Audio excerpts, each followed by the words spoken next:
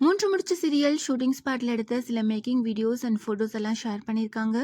ரீசெண்டாக டெலிகாஸ்ட் ஆன எபிசோடில் நந்தினி மாதவி கிட்ட ரஞ்சித் பற்றிய எல்லா விஷயமும் சொல்லிடுறாங்க. ரஞ்சித்தோட மோதிரத்தை காட்டி கடையில் உங்கள் மேலே கை வச்சது ரஞ்சித் தான் அப்படின்ற விஷயத்தையும், ரஞ்சித் என்னென்ன பண்ணியிருக்காரு அப்படின்றதையும் மாதவி கிட்ட சொல்கிறாங்க.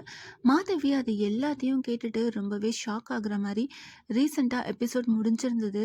மாதவியோட ரியாக்ஷன் எல்லாம் பார்க்குறப்போ நந்தினி சொன்னதை மாதவி நம்பிட்டாங்க. நந்தினிக்கு சப்போர்ட்டிவாக இருப்பாங்க அப்படின்னு நினச்சிட்டு இருந்தோம்.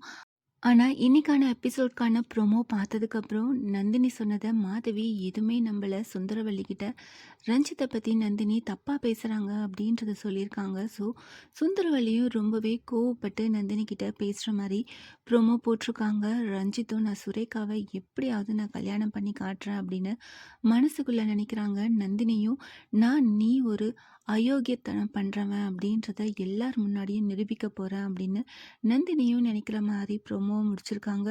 நிஜமாவே ப்ரோமோ ரொம்பவே சூப்பராக இருந்தது. நந்தினி ரஞ்சித்தை பற்றி நிரூபிக்கணும் அப்படின்னு தான் ஃபேன்ஸ் எல்லாருமே வெயிட் பண்ணிகிட்ருக்கோம்.